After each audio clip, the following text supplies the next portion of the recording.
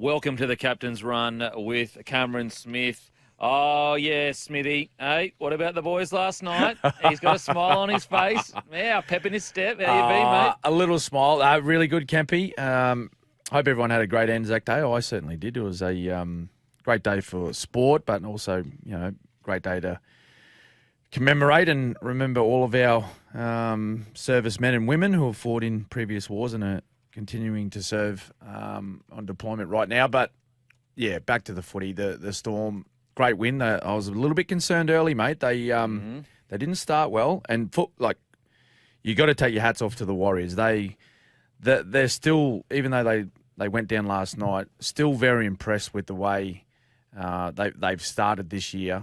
And really to stay in it as long as they did last night, because they suffered a couple of injuries. They got a sin bin during the 80 minutes, and they still took the Storm all the way to the death. And early on, I thought, wow, like this could be a big victory to the Warriors with the way they started. But it took a pretty special player, mate, in Big Nelson to come on the field and really change the fortunes of the Storm. I just felt like the game completely changed when the big man come on the field. He took a couple of really strong carries, started getting momentum, and I felt as though that's when, Harry Grant, Cam Munster, and particularly Nick Meaney were able to get on the back of that and play their best football. Oh, mate, Nelson Asafa-Solomona just showed you how important he is to the squad, because, the Warriors completed at 89%, and sometimes you just need a game breaker that you can't have systems for. Doesn't matter how many people you have in the tackle, they just absolutely bust you apart. Yeah, and that's what Nelson did. And I think what helped the Storm as well was when Nelson went onto the field, he actually went out and played back row, which I don't think was the plan for the Melbourne Storm to start with. Of course, you got to remember he was coming back from a knee injury. I think he's been out for about a month. So he would have been a little bit underdone. Not a whole lot of game time over the past 4 weeks. But I think with what panned out with, I think it might have been Eli Katoa, he left the field with an HIA. Big Nelson come on and played pretty much, he played the entire game out in the back row, which saved him a little bit. If he would have gone in the middle, Kempy, I think it would have gassed him a little bit earlier.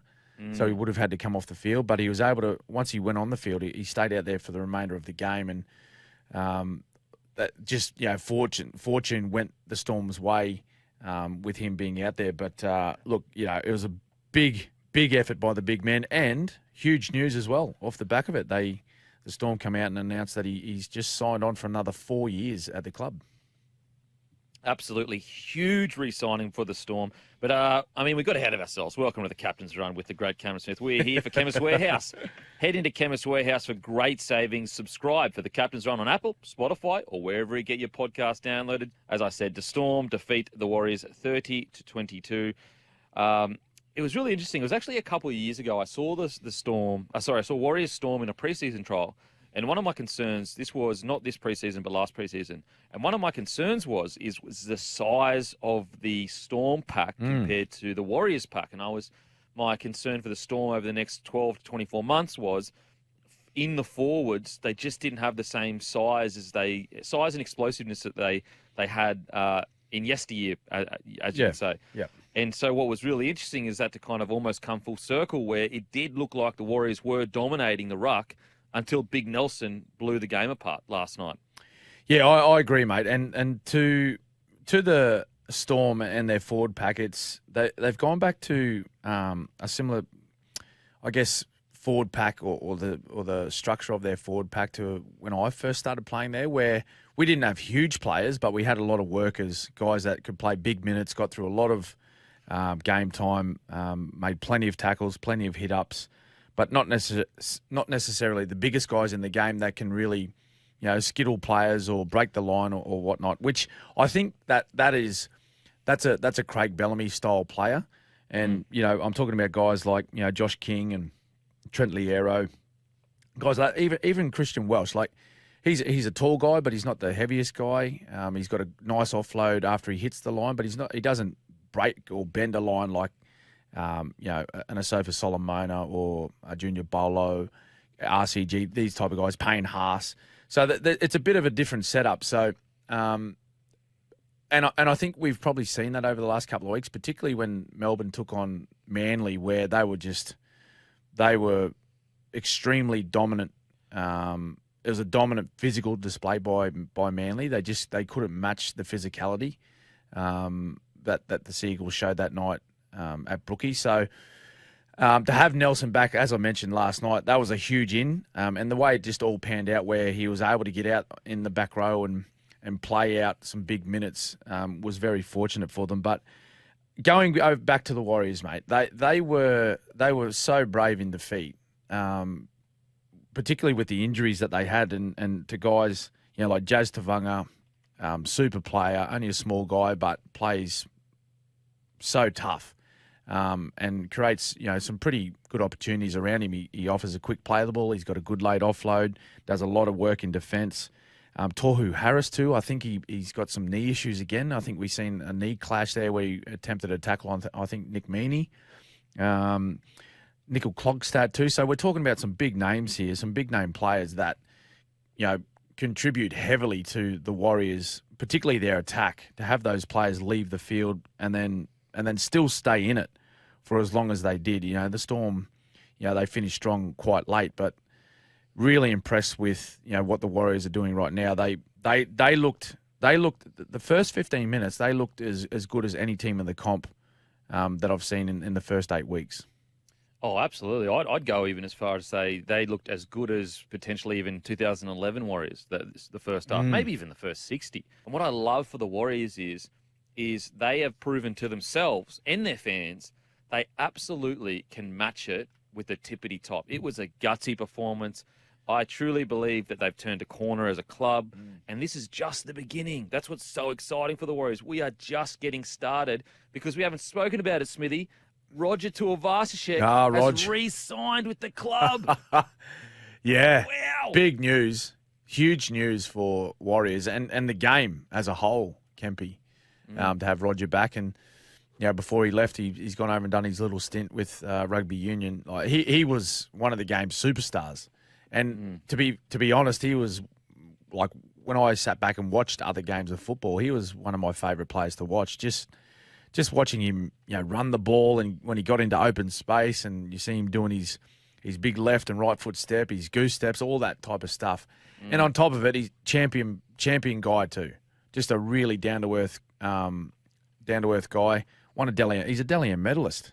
Yeah, he won a Dally M. So great to have him back in the game. I wonder what he has to play fullback though, doesn't he?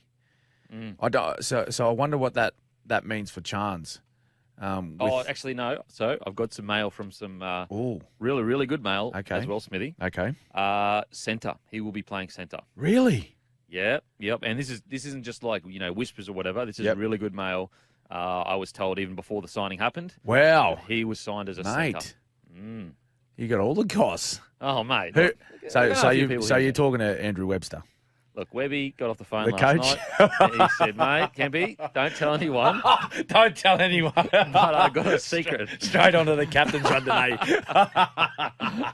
Well done. Oh, okay. So he's going to play centre, which is where he's been playing there in his rugby. He's been playing inside or outside centre, but very different in league. But he's that versatile. He can play wing. He can play fullback, and I'm sure he's got the size and the speed to play in the centres. And he's no doubt. I'm sure he'll do a fantastic job if that's where he's playing. Yeah, because what I love about the centre position is the fact that fullbacks these days, unless your name's Latrell Mitchell, you have to guarantee around 175 to 250 metres a game. Anything less than that, and you're just not giving your team enough of a go forward coming out of your end. What I love about this is because the game is sped up, look at Joey Manu. Look what he does from centre. And the difference between Joey Manu at the Roosters, they've got Tedesco, Suoli'i, Manu, Cheese, all these ball runners they need to get, time to. Whereas the good thing about the Warriors is they don't have a bunch of different blokes that they need to get the ball to. So you've essentially got this situation where, RTS can come in whenever he likes. Yeah. Work hard when he wants to, when they've got quick play of the balls, and then just go back out into his centre, relax, rest. I'm not saying it's easy out in the centres, but it's, obviously you're not doing as much Ks as fullback. Yeah. And he keeps the body fresher for longer. Yeah. Yeah, no, that's a good call. And, he's getting a little bit older now, which, I'm not saying that he's slowed down or whatnot, but I totally agree with you. Being out there can take a little bit of that workload off him, and he can pick and choose when he comes into the game. I reckon he'll play a similar style to like a Joey Manu. For sure. Where, like he's extremely dangerous, getting the ball close to the ruck, running around tied forwards, and he can create quick play of the balls with, his good footwork and, late footwork, particularly at the line.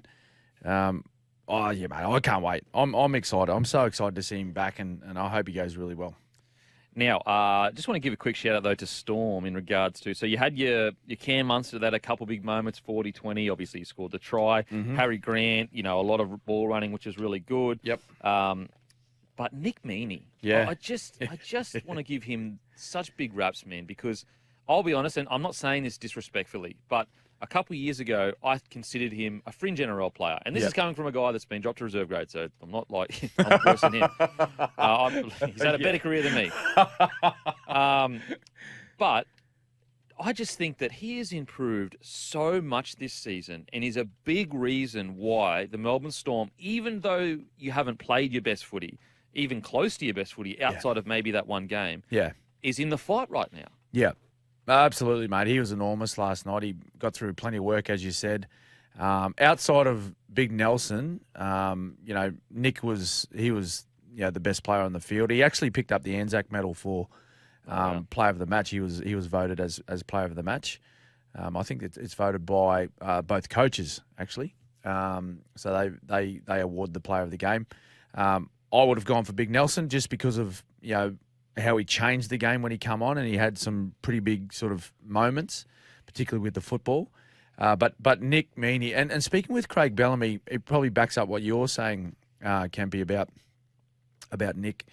When he first arrived at the club, he was very sort of quiet, and in some ways a little bit lacked a bit of confidence within himself, and that may have been because of the situation that he was in with the Bulldogs, where the Bulldogs they weren't winning many games over the last sort of two, 3 seasons that he was a part of. So he probably lacked a bit of confidence within himself to go out and play to his strengths, or even try and express his best football on the training paddock or even in the games.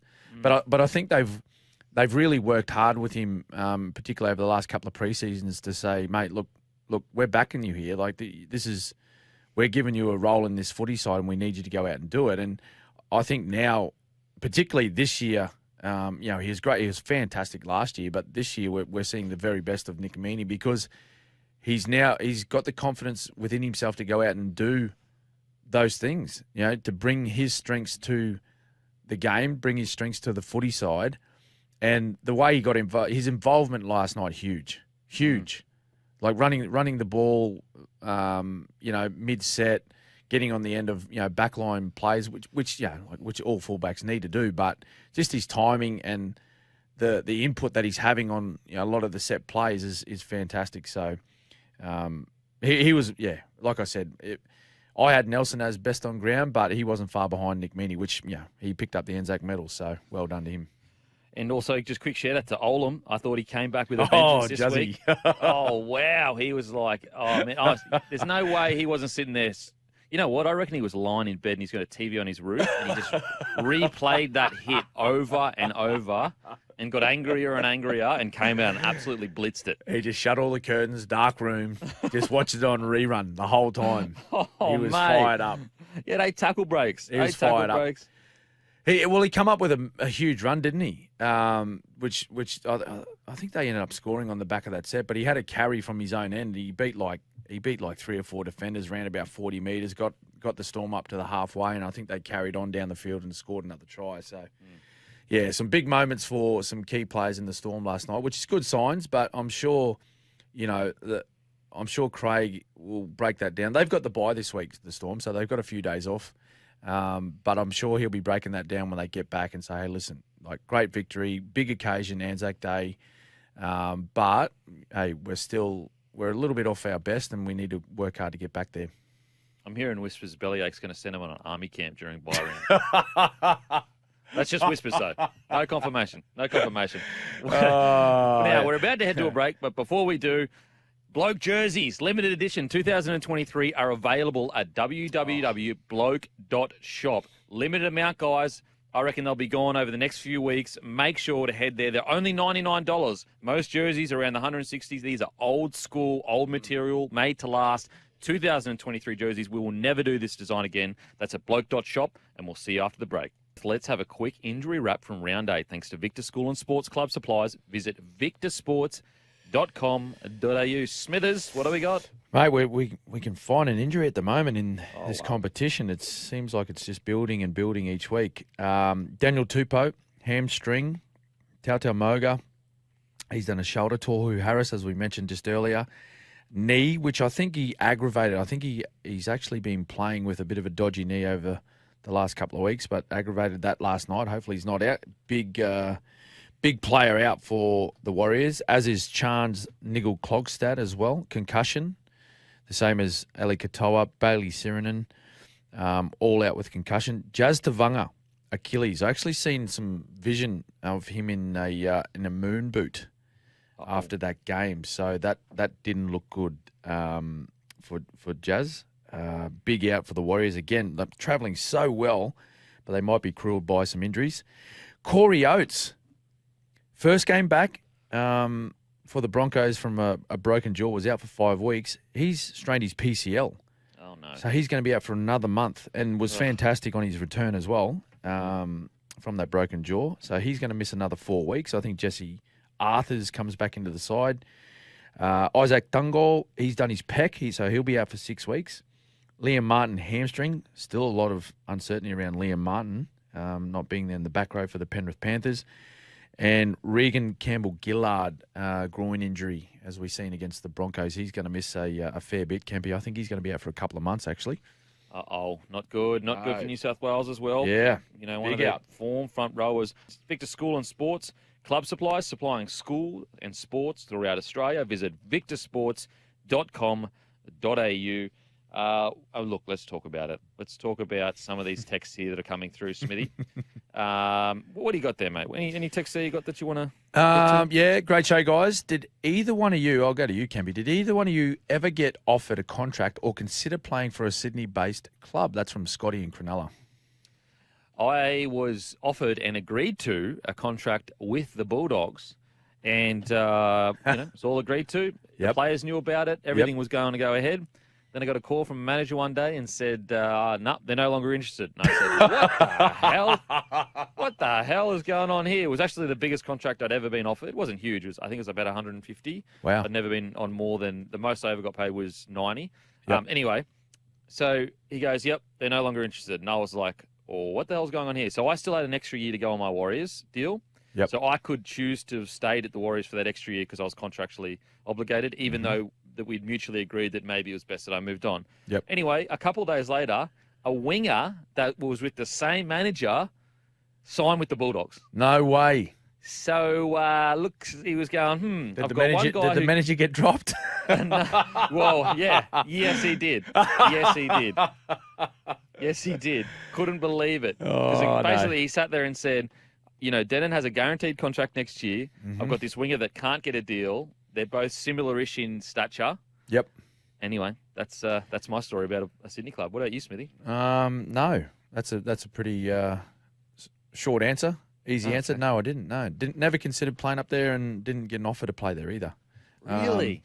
I'll tell you what. Well, there was a New South Wales side. It wasn't in Sydney, of course, but I actually went up for a little visit with the Raiders. No way. Yeah. Yep. Okay.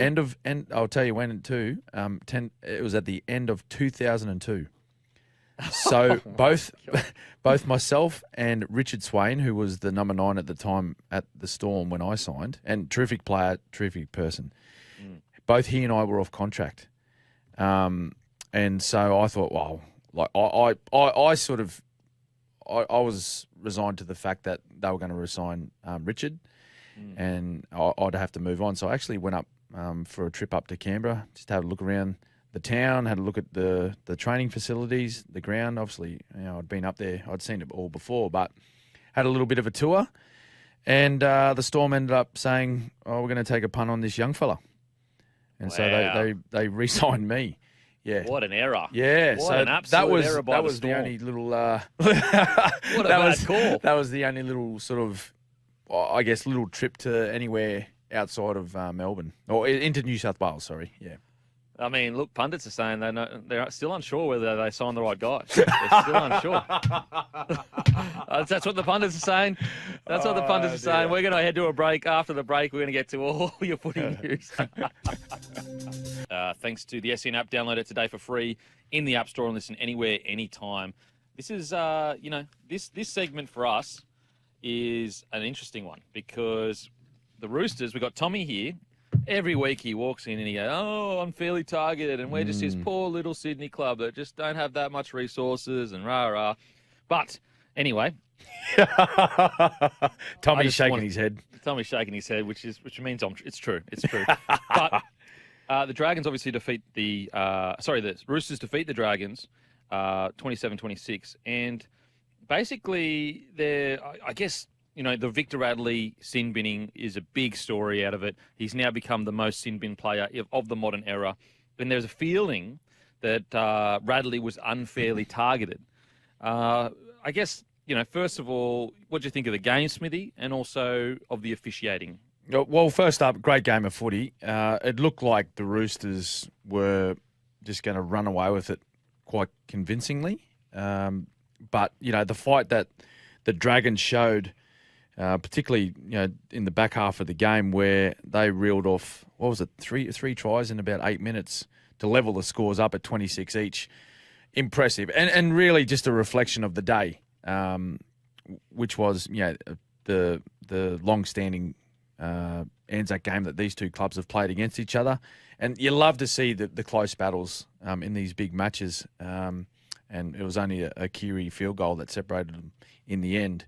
So to the two teams, congratulations on what was a great game. But to the Victor Radley incident, watching it live and even in the replays, I still feel as though that the contact was made with his head. I feel as though it was a head clash. But the officials were saying it was with the shoulder. I'm pretty sure, which, and I don't know, do you go as far as saying if it was any other player than Victor Radley, would they have been penalised? Possibly, because there's this whole, sort of theme or story line around Victor Radley is, he comes in to these tackles quite clumsily and gets his head in the wrong position and throws his arms out and, how many, he's the most sin bin player in the NRL era, but how many this year? Is that 5 this year? We might have to get 5. Yeah, 4 or 5. It's 9. It's 9 in his career. 9 total, but I'd say 4 of them were this year, Kempy. So there's probably this there's a stigma around him at the moment that he's whenever he makes these type of tackles, it's something illegal happened. But for mine, what else? I don't know what he's done wrong there. He's come in to make a front on tackle and he's just had head contact with an opposition player. It happens a lot. I don't know what else he could have done there. Oh, mate, I totally agree. This word duty of care gets bandied around a lot. The defensive player has a duty of care. No player on the field has a duty of care to anything. It's actually the referees that have a duty of care, and it's the players to play within the rules. Now, what I don't understand with the Victor Radley situation is, even if you want to say that his shoulder did hit his chin or whatever, there are so many mitigating circumstances of the player with the ball turning his back. It wasn't overly forceful. He didn't shoot out of the line. What I'm not understanding is there's a massive universe between a penalty and 10 in the bin. He's had 3 sin bins this year, and the other ones, okay, let's just say they're warranted. But I thought this one is, look, at minimum, if Luke Keary goes out and does the same tackle, there is no way he's going to the bin. There's no way he's going to the bin. But we actually have audio of Trent Robertson after the game. Okay. The angles that I just went and had a look at it over and over again. So I see the head clash. That's the shots that I didn't see any shoulder contact from any. I don't think any of the televisions that I saw. But I know there's more angles. So Rads was adamant that it was head on head. You see where the head contact is. But yeah, unless they show more angles there, then I can only go on what I've seen so far. I think Victor gets treated differently, yeah, just because of the aggression that he plays with, yeah.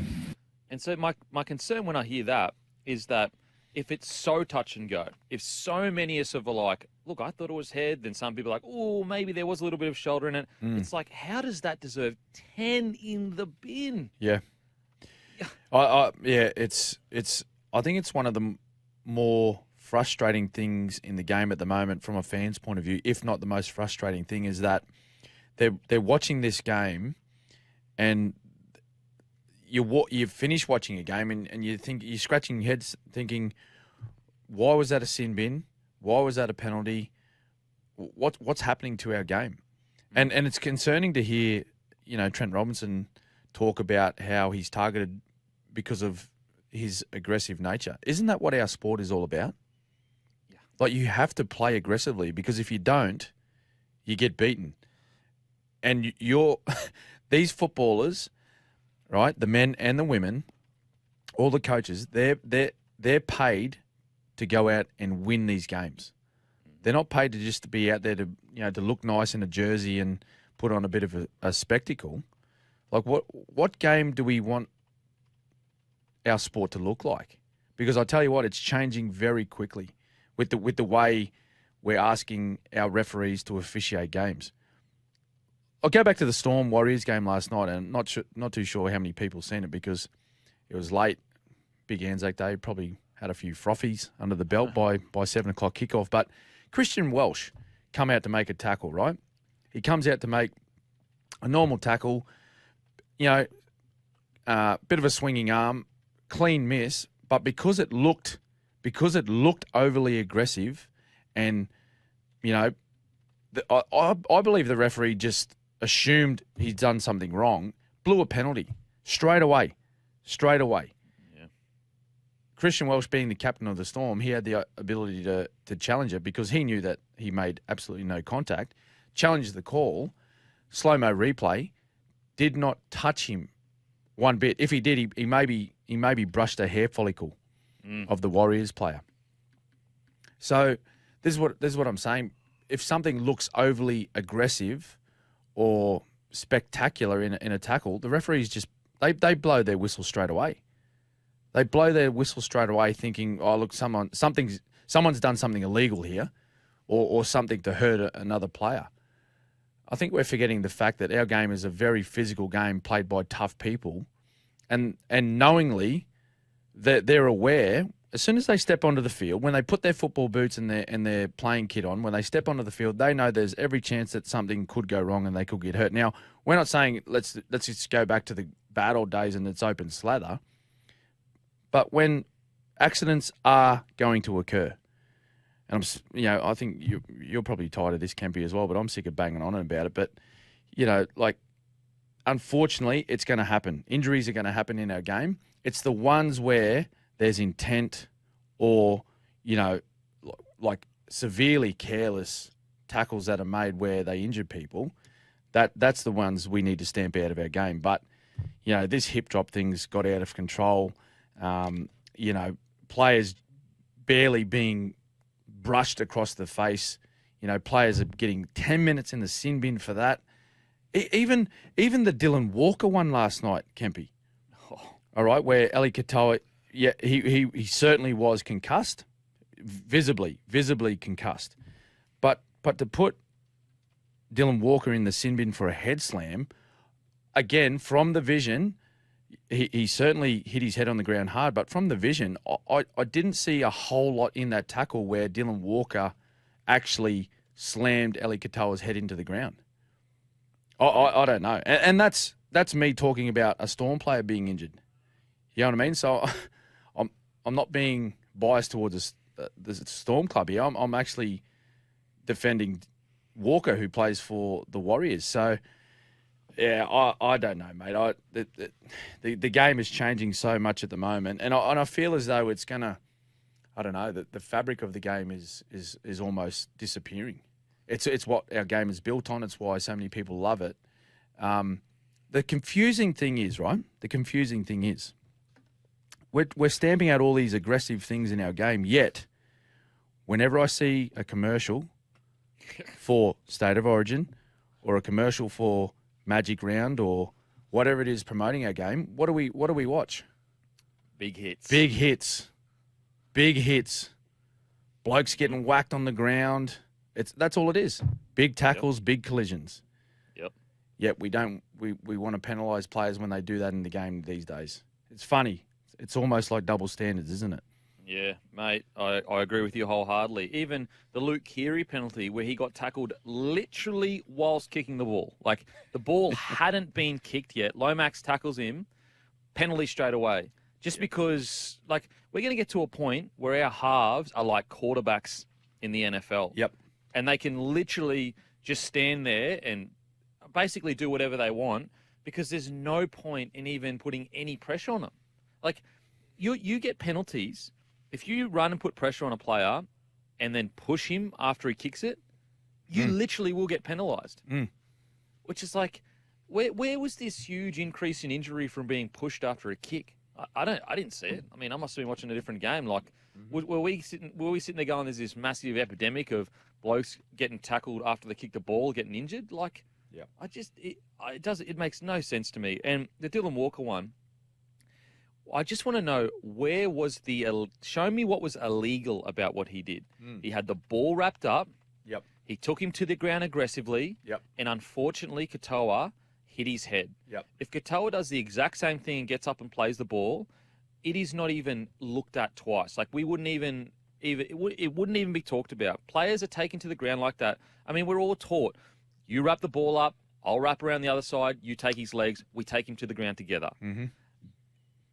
I would love to know what's the illegal part of what Dylan Walker did outside of be aggressive. Well, is it illegal now to be aggressive? That's right, mate. And I think it is. That's where the game is going. When players when they tackle other ball carriers and it's done so with a lot of force, and you can see it's an aggressive style of tackle. The NRL they're trying to. It's like they're trying to exterminate, eliminate, whatever word you want to use, that style of play from our game, which is, I don't have a word for it because that's what our game is. It's what separates our game from every other sport. And it's why so many people love our game.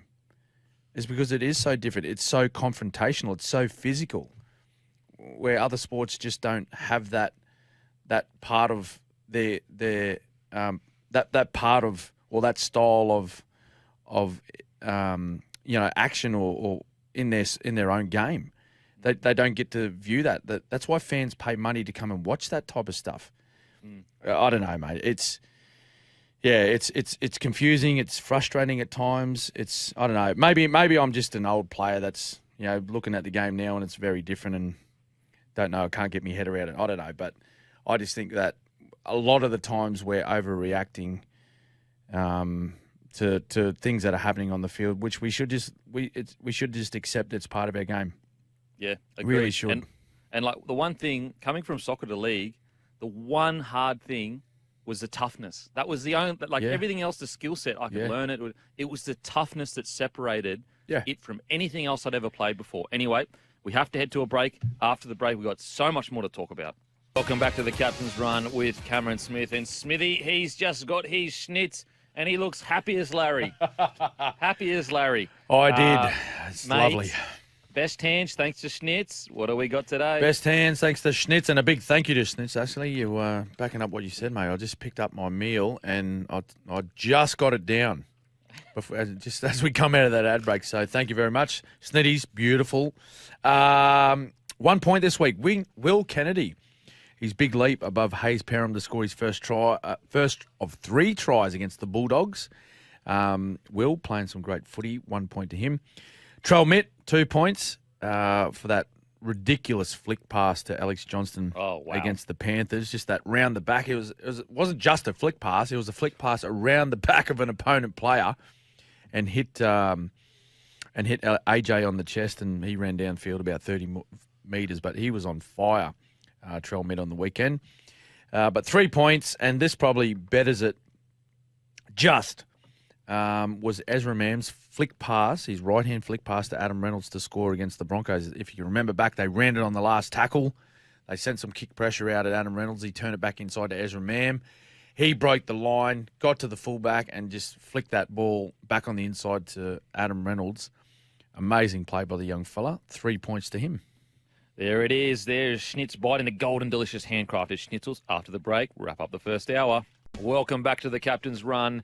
We actually have a caller, but before we get to him, we're here for Chemist Warehouse. Head into Chemist Warehouse for great savings every day. We've got a caller. Shane, you there, mate? Kempy, Smithy, how you going, boys? Hey, Shano. Look, just on the Storm forward pack, I'm pretty sure Bellyache will start Big Nelson as of next week or the week after when they come off the bye. He won't be on the bench again. But on the back row, I know they're not the biggest back row, but you look at Josh King, Liero, and young Katoa. They're all got an offload in them, and they all work hard together. I wouldn't be swapping that back row for anybody. I'm not exaggerating here. They don't do many mistakes. They all hit hard. There's a couple of gaps last night. I know we're lacking a bit of size, but we get Big Tui back in a couple of weeks. Welshie's back to form. I'm confident that pack can go all the way. Mate, absolutely, Shane. It's a great point you make, and I've been super impressed by. Well, Josh King, he had a fantastic year last year, and early in the show I touched on those players that really impressed Craig Bellamy and the style of play that he loves, and Kingy's certainly one of those. But Eli Katoa, he come across to the Storm, with some pretty big raps. He had a breakout season at the Warriors, and we were fortunate enough to get his signature down at the Storm. Trent Liero, another young man who's been a part of the club for several years, made his debut back in 2021, played about 4 or 5 games, maybe a few more that season. But, mate, they have been super impressive. I completely agree with you, Shane. I think they don't have the profile or the big names like a lot of the other players in the competition, but the role that they play and the work that they do consistently for the Melbourne Storm is as good as any other back rowers in the comp. Yeah. Look, and also I'm hearing, boys, that Bellyache is so in love with Josh King, he's going to adopt him. That means he'd be second adoption. Wasn't Smithy his first? No, please. No. I'll tell you, he's got three, maybe 4 adopted sons. Dallas Johnson, 1. Yeah. Ryan Hinchcliffe. Yeah. Dale Finucane. Now Josh King. Oh, wow. Yeah. Shane, mate, thanks for calling, mate. We Good really on you, Shane. appreciate it. See you, boys. Great chat. There we go. No, it is interesting because, they lost Bromwich, they lost Kofusi, obviously Finucane a couple of years ago. I know Cheese rotated through there, but if Katoa can hit the straps we know he can, he can give you the attacking flair that Bromwich gave you. Yes. And if Lioro can continue his progress as just a really strong defender and good reads, gets through his work, he can replicate what Kofusi did. Yeah, exactly. And 2 young men still, learning their trade, Kempy. Like, so their best football's still in front of them. I just bet the thing that I've been impressed with most is how, they've stepped into pretty big shoes. They're stepping into Kenny Bromwich and Felice Kofusi's, sort of legacy that they've left at the Storm. They're multiple premiership players at that club legends, and representative players. So the way they've been able to step into that wearing the 11 and 12 jersey and play the way they have has just been it's been really great to watch them young guys go around and play so consistently well. But consistent being the word there for me, because you can get young guys come out and have sort of breakout games or breakout seasons where you see them, they get up for a couple of games and then they quieten off for a little bit and then they come back into it. But these 2 guys, they've been great all season. Mate, I absolutely agree. And I think Trent Lioro is just getting better each game, more confident, stronger in contact. Now, huge news. Absolutely, you could argue some of the biggest news we've seen in quite a while in the transfer market. Jackie Wighton signs with the Rabbitohs. Reported yesterday, the Raiders half. Wighton set to sign a 4-year deal with the Rabbitohs starting from 2024. A Raiders official confirmed to Sydney Morning Herald that Wighton informed Ricky Stewart and his Raiders teammates on Tuesday afternoon. The Raiders offered Wighton reportedly around 1.1, but is expected to sign with the Bunnies on a deal worth $800 per season, $800K that is. Rabbitohs coach Jason Demetriou has indicated he will use Wighton in the centres. What do you make of the deal, Smithy? Oh, that's huge signing for the Rabbits. Wow. Huge signing. When you're adding someone like Jack Wighton to your roster, when you've already got players like Latrell Mitchell and Cody Walker, Lachlan Ilias, who's going from strength to strength, and a very potent backline already in 2023, to add him to your roster on top of him saying, look, I'm not playing representative football anymore. So you've got his full commitment to the premiership season. There'll be no commitments throughout the year where he goes away on State of Origin, camps and whatnot. His sole focus and energy will be on trying to win a premiership with the Bunnies. Now, there's plenty of noise around this move, though, coming out of the Raiders camp, and they've requested an investigation from the NRL into this offer of what is reported at $800,000 a season from the Rabbitohs, and I think questioning how they're able to table that offer, Kempy. Mate, there is a bit of noise around it, and I do not understand it.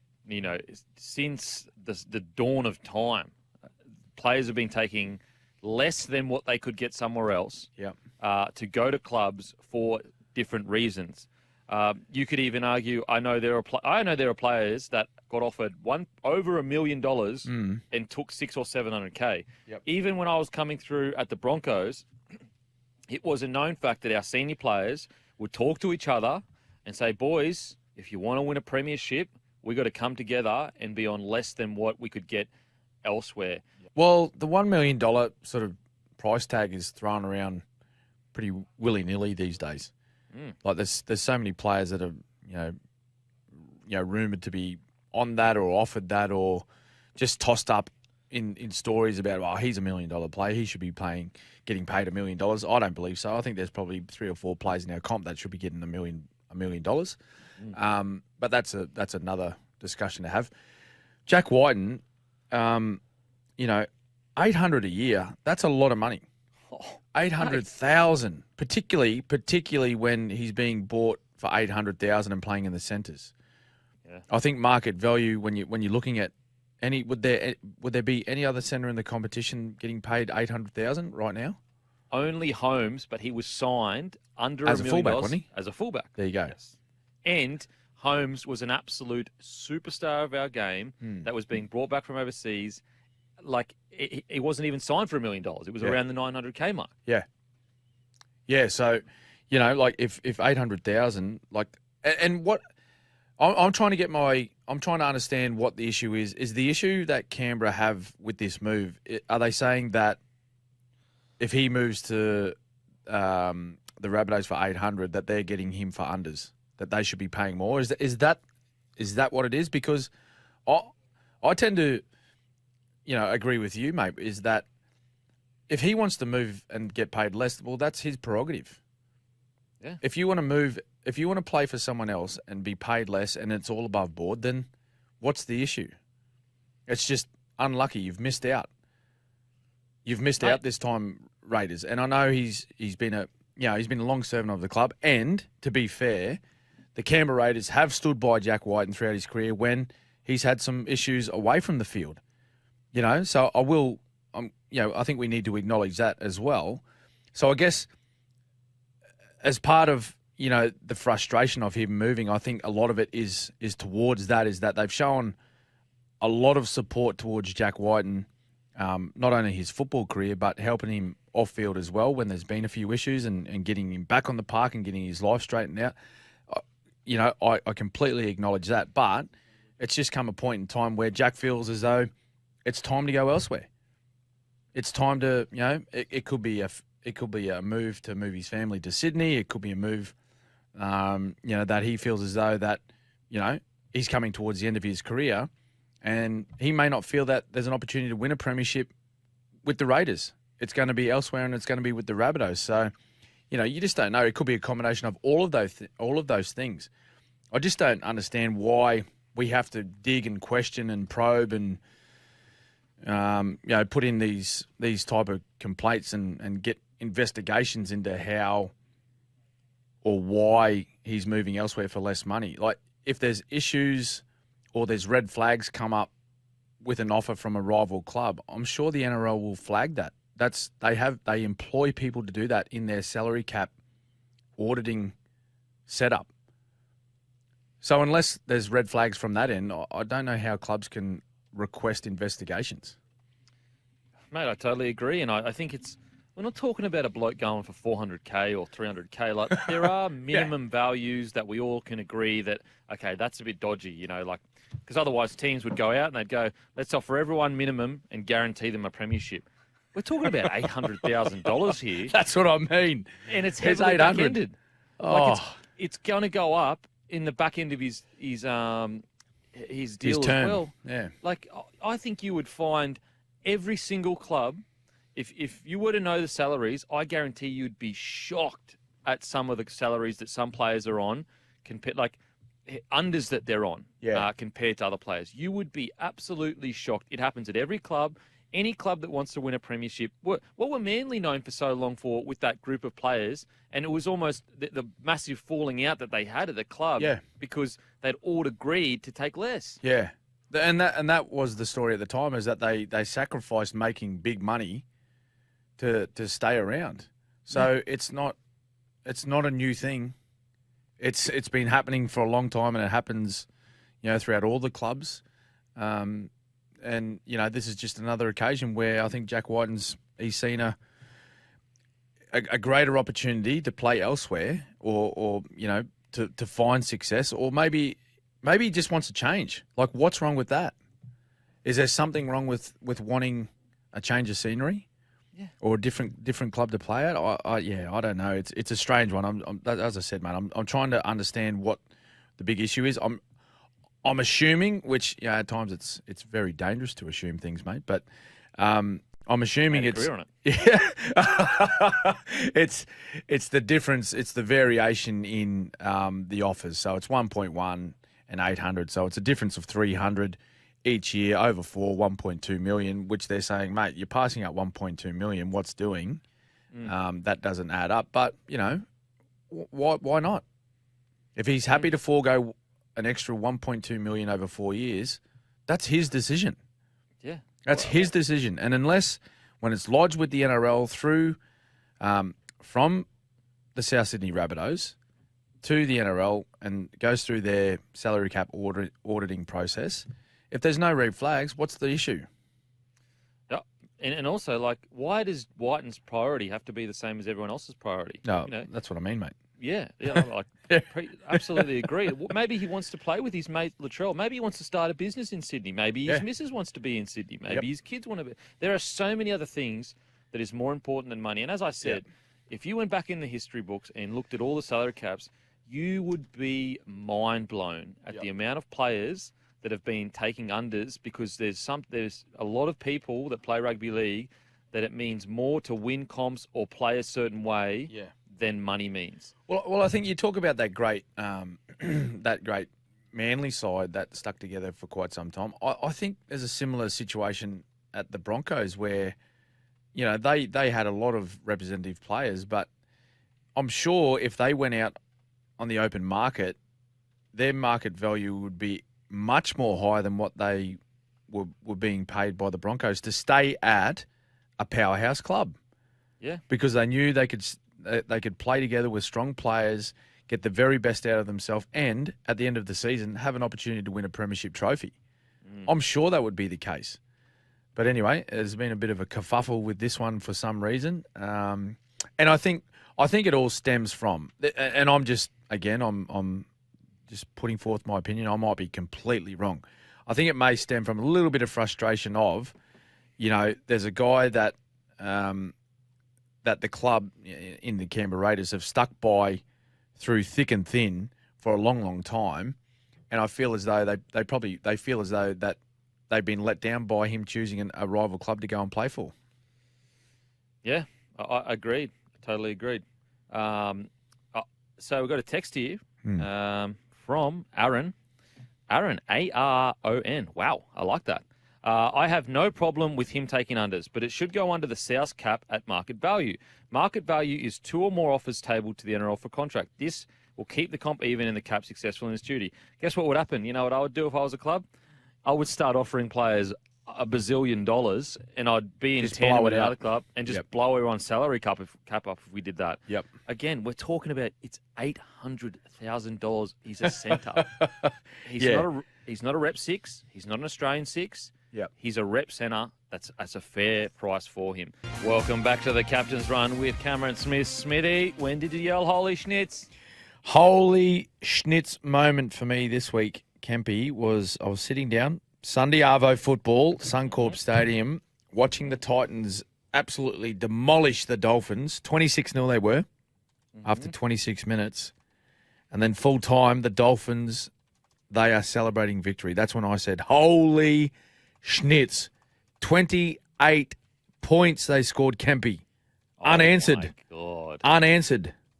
Do you reckon Holbrook was yelling holy schnitz in the coach's I reckon he was. I reckon he was saying holy something else, not holy schnitz. Oh my Mate, God. And so impressive by the Dolphins. Completely different side when they come out in the second half. They were playing to their game plan. They were playing aggressively. They were playing with speed. But the Titans, I know we're getting off track here, but the Titans, they fell asleep at the wheel, Kempy. Oh, but I yelled wow, it. they did. I yelled it several times when they scored that last try and they went up 28-26. I said it multiple times. Holy schnitz! Well, mate, I yelled holy schnitz in the same game. Oh, really? Yep. As a winger, I couldn't believe my eyes. Oh no! Oh no! Robert Jennings. The comeback had started. It was one of the great comebacks all time. They would talk about it for the ages. No. They would talk about it for the ages. He gets a ball. He trips over his own feet. And then he just stays down. He doesn't get back up and go over the try line. And I even think I heard Cody Nicarima yell, holy schnitz, get up! Get up! What are you doing? I thought he cramped or something. Oh, no. What happened? Oh, that's got to be one of the most unfortunate winger incidences I've ever seen. Well, he come out after, mate, didn't he? And he said he actually thought that with him falling to the ground with the football, he thought the tackle was completed. If he got back up, they would have called a double movement. But, surely Robert, even I know that. Robert, come on, mate. Roberto. Come on, mate. No defender's hands on you. Get up. Just score the try. There was literally no one within 30 metres. Mate, he could have crawled there. Surely he hasn't been playing footy for that long, and he doesn't. Oh, jeez. It's not a knock on you, mate. We're just having a laugh. It was funny. It was great to see you get back up, and mate, you scored a couple of really important ones in the end. So, in the end, he ended up barnstorming over his fellow winger, and it was important. Got him back in the game. Yeah. Look, I'm sure. Look, the fact that they had such a famous win, it's almost a part of the fun history of it. You know what I mean? It's folklore now. Mate, yeah, especially people in the crowd. Remember when we did that crazy comeback? Where were you then, where Robert Jennings didn't score that try? Oh, poor fella. That's honestly, it would have been, that's what a winger's nightmare looks like. Yeah. You know, that's literally, when you have dreams and it's like, for some reason you're not strong, you're slow, you're in quicksand. Yeah. That's what Robert Jennings, you know what? I've got another little holy schnitz moment I want to throw in there. Yeah, righto. Ronaldo Mulitalo. Oh, mate. You're having a go at the fellow wingers here. You're bringing them down. I'm sorry, I have to. I have to. We got one job, boys. We got one job. Oh. Why do they push the limits for? I don't know. Why do they need to do that? Why? Like when players run all the way to the dead ball line and then put the ball down, I'm like, why? Yeah. Why tempt fate? Yeah. Mate, it's not good. Because you end up in the highlight reel for the wrong reasons. Yeah, and it's like, and what do you gain from it? I mean, I know this is different to Ronaldo's, but some players run all the way to. But yeah, Ronaldo, he must have just because he wasn't even layering up or anything. He just misjudged it. Yeah. I don't know, but can you just come in field half a metre? He had room. Or just put it down with your hand. No one actually touched him as he was scoring the try. Crazy. Poor Ronaldo. He reckons the boys absolutely gave it to him the next Really? day, which is Ronnie. Oh mate, Ronnie. He would have got. I mean, we're talking about Ronaldo Mulatalo. He's not necessarily a saint on the field. What would Fitzy have said? Craig Oh Fitzgibbon? my God. He would have said Just a "Hey, little Ronaldo." roasting. He said, Ronaldo, see that jiu-jitsu room? Lock the door, boys. Me and Ronaldo are going to go in there and just sort a few things out. No, I love Ronnie. He's a great part of the game. And he's a great winger, great finisher. Yeah. But we're going to head to a break. Got that winning taste right now. Schnitz, handcrafted schnitzels made fresh and made just for you. After the news, your texts and calls. Welcome back to the Captain's Run with Cam Smith. We are here for Chemist Warehouse. Head into Chemist Warehouse for great savings every day. Smithy, do we have a Dally M update or what? We have got an update after the weekend's matches. The man out in front all on his own is the big man, Payne Haas. He's on 23 points. Yeah. Oh, yeah. Payne Haas, he's doing some wonderful things. He's playing the house down at the moment. Playing the Haas down? Playing the Haas, I said. Yeah, the Haas. The Haas? The Haas or the house? Payne Haas is playing the house down. He's the leader at the moment. He's the current leader as we stand, 23 points. Coming in second, only 2 points behind Nathan Cleary on 21. Then we got a couple of players equal third on 20 points. That's Harry Grant and Reece Walsh. 18 points, Adam Reynolds. Well, there you go. There you go, mate. There's 3 Broncos players. Oh, yeah. In the top 5. So, really, when you look at that, mate, those boys are doing a fantastic job being as high as they are, given they play in the same team. So they're actually sort of taking points off each other. On 17 points, Lockie Miller, Knights fullback, Dylan Edwards, and also Sean Johnson. And then rounding out the top of the list on 16 points, Benny Hunt and Daly Cherry Evans. It's 3 Broncos in the top 3. I mean, I'm happy with that. Sorry, in the top 4. Yeah. Oh, man, I'm actually torn because I feel like Nathan Cleary, there was a year there, and no disrespect to the person that won it this year, where I really feel Cleary deserved it. It might have been 2 years ago. Yeah, I think that was that the year he made the TikTok and he missed a couple of games and then I think was it the year he lifted, who did he lift and got suspended? I'm not sure, but it was him, years, Gutho, and Jackie White, and I think Jackie White ended up getting it. No, that was 2020. 2020. And look, Wighton had an incredible year. I thought Cleary could have won, and then he's been there so close for the last few years. Yep. So part of me is like, I just want Nathan Cleary to get the Dally M because he deserves it. Like, to be the 7 and the main guy of such a dominant side, it would almost be a travesty if he didn't get a Dally M. Maybe with the way it's the scoring system, and for all of our listeners that are unaware of the change with the Dally M's this year, there's actually two people that vote. So in the old system, it used to be a maximum. You could pick up a maximum of 3 votes per game. It was a 3-2-1 system. Whereas now there's actually 2 people voting, so you can actually pick up 6 points. If you get both of the judges 3 points in that one match, you can pick up 6. So that's why already we're seeing players after 8 rounds on 23 points. I think, what did Nico Hines win it on last year? 38, something like that. Yeah, close to 40, I think. Sort of high 38s, which is pretty much sort of, anywhere sort of mid to high 30s, you're going to be, on the podium for a Dally M. Whereas we're already seeing, 23 points after 8 rounds. That's big. So, but back to that point of the Broncos, that's those 3 guys, they're sort of sharing points every game. And so that's pretty impressive to see three players from the same club in the top 5 doing so well. So, can I be a super pessimist? Yeah. Super pessimist. Yeah. Could it even be like not a good thing? Because it's like the Storm was so dominant for so long because they spread out how good they are. And I just wonder, are we relying too heavily? And I'm not saying that this is what I think, Yeah. I'm just saying, like, because I feel like a lot of a lot of people that watch footy aren't fully convinced with the Broncos yet. Like, yes, we're having a great year, but when we're talking about premiership threats, we rely way too heavily on Payne Haas doing something incredible, Reece Walsh, Reynolds. Do you think Broncos am I being too pessimistic in having that question? Well, mate, look at this. I look at it this way, right? I like the fact that there's 3 players from the same club sitting high on the Dally M table. That means that they're not relying on one person only. I think that's better, because if you have one dominant player, then that means you're relying solely on that guy. Yeah, okay. And if he's out of form or injured, suspended, whatever, then where does that leave your team? If you've got one dominant player. Like, you have a look at Dally M medals over the years, and I'm not trying to take away from anything from these players, because they certainly deserve it. They played extremely well in the years that they won these medals. But have a look at JT. JT won 4.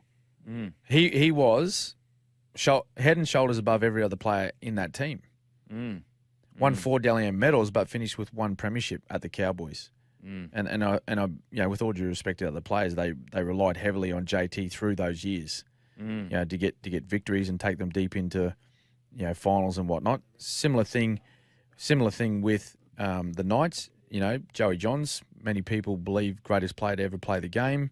He won 3, I think, 3 Dally M medals, and a very dominant player, just like JT. Whereas we're looking now at the Broncos.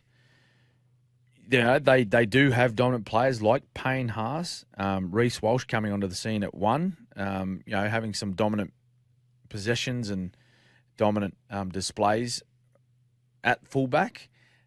But, you know, I feel as though they're sharing the load, and it's reflected with these point system. So I actually think it's a positive for you. I think it's a positive. Okay. Well, it's a positive for the Broncos. Yeah.